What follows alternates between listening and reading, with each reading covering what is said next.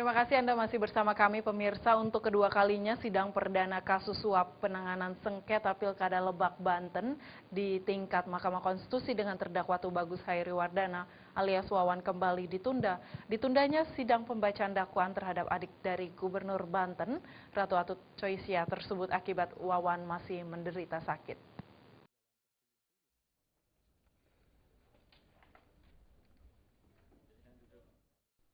Sidang perdana kasus penanganan sengketa Pilkada Lebak, Banten di tingkat Mahkamah Konstitusi dengan terdakwa Tubagus Hairiwardana alias Wawan yang sedianya akan digelar di Pengadilan Tipikor Jakarta Kamis siang kembali ditunda. Dalam keterangannya yang disampaikan jaksa penuntut umum yang diketuai Edi Hartoyo, Wawan yang merupakan suami dari Wali Kota Tangerang Selatan Airin Rahmidiani ini tidak bisa hadir karena masih menderita sakit. Kepastian sakit yang diderita adik Gubernur Banten Ratu Atut Choisya diperoleh JPU KPK. Berdasarkan surat keterangan yang dikirim oleh tim medis Rumah Sakit Bayangkara Sukanto pada tanggal 26 Februari 2014 lalu bahwa kondisi Wawan belum stabil, serta masih perlu menjalani rawat inap yang akan dievaluasi dalam 2 hari. Adapun sakit yang diderita terdakwa menurut Edi berdasarkan pemeriksaan dokter KPK sebelumnya, Wawan menderita vertigo dan mah. Kalau dari dokter KPK, awal indikasinya adalah mah dan vertigo. Tapi setelah di sana, karena dalam evaluasi, memang ada kemungkinan DBD, tapi baru evaluasi dan akan disampaikan hari Jumat hasilnya. Baru gejala Pak ya? Ya itu, belum ada konfirmasi lagi, cuma baru akan disampaikan nanti hari Jumat. Pak Edi, kalau misalkan minggu depan masih belum bisa datang, apakah ada kemungkinan untuk panggil paksa untuk kemudian nih? Itu nanti ya, nanti. Karena kita kan menentukan setelah hari Jumat tersebut. Apa mungkin dibacakan tanpa kehadiran terdakwa kayak waktu neneng dulu, Pak? Kita tidak akan memprediksi hal-hal yang belum pasti. Usai mendengar penjelasan tim JPU, Majelis Hakim yang dipimpin Mateus Samiaji mengeluarkan penetapan pembatalan atau penundaan penahanan sementara sampai Wawan sembuh. Sidang akan kembali dilanjutkan 1 pekan mendatang pada tanggal 6 Maret 2014. Dari Jakarta, Maria Magdalena dan Ketut Sumadiase melaporkan. Ya, calon Presiden Konvensi Rakyat Yusril Iza Mahendra dan Rizal Ramli menyatakan dukungan dengan digelarnya Capres Konvensi Rakyat. Dengan adanya konvensi tersebut diharapkan akan menjaring capres alternatif yang dapat memberikan solusi dan memecahkan permasalahan bangsa.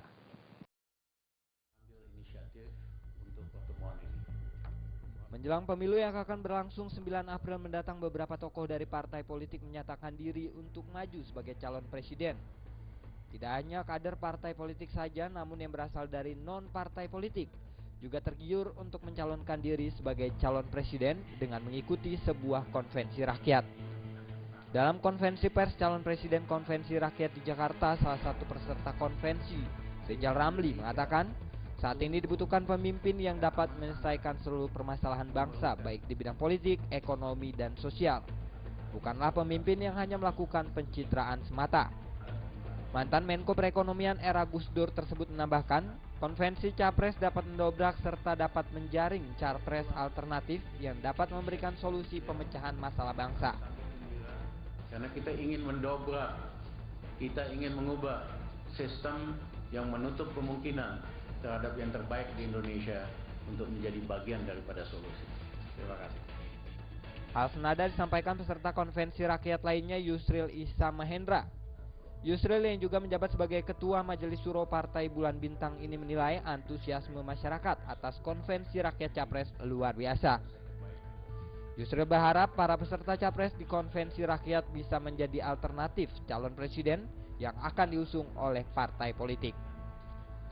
Calon-calon ini menurut keterangan dari panitia komite penyelenggara Gusola akan melakukan survei untuk melihat elektabilitas dari 7 orang calon peserta konvensi rakyat ini, dan selanjutnya akan ditawarkan kepada partai-partai politik sebagai salah satu sebagai calon alternatif dalam pemilihan presiden tahun 2014 yang akan datang ini. Dari Jakarta, Adi Darmawan dan Rudi Wijaya melaporkan.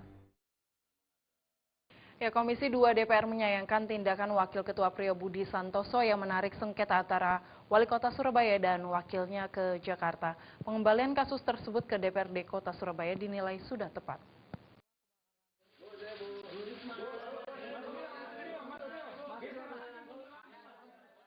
Pengembalian profesi pemilihan Wakil Wali Kota Surabaya Wisnu Sakti Buwana ke DPRD Kota Surabaya dinilai sudah sesuai prosedur. Kasus yang dipermasalahkan wali kotanya Tri Risma hari itu membuat Wakil Ketua DPR Priyo Budi Santoso memanggil Risma ke Senayan. Seharusnya kekecewaan panitia pemilihan wawali itu diteruskan ke Pengadilan Tata Usaha Negara. Ketua Komisi 2 dari fraksi Partai Demokrat Khotibul Umam Wiranu menyebut, Komisi 2 tidak berwenang menentukan sah atau tidaknya proses pemilihan tersebut. Pernyataan itu juga sekaligus menanggapi hasil rapat kerja antara Kemendagri, Panlih Wawali Surabaya, Gubernur Jatim, dan Komisi 2 semalam. Khotibul beralasan hal itu berhubungan dengan administrasi pemerintahan yang menjadi ranah badan eksekutif dan bukan legislatif.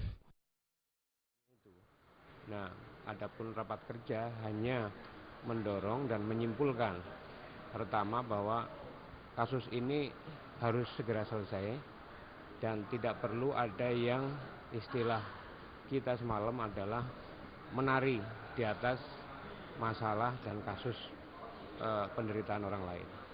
Kasusnya sudah jelas dan sekarang dikembalikan kepada DPRD kembali untuk menyelesaikan ini, dan lagi-lagi kita sekaligus Komisi 2 menyesalkan adanya pimpinan Dewan yang memanggil Ibu Risma yang sebenarnya tidak ada kaitan apapun karena ranah DPR adalah legislasi, budgeting, dan kontrol.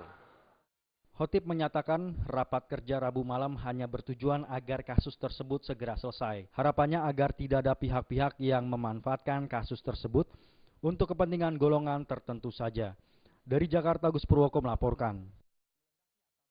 Ya, jam beranjak dulu pemirsa. Di segmen terakhir kami masih memiliki sejumlah informasi, tetaplah bersama kami.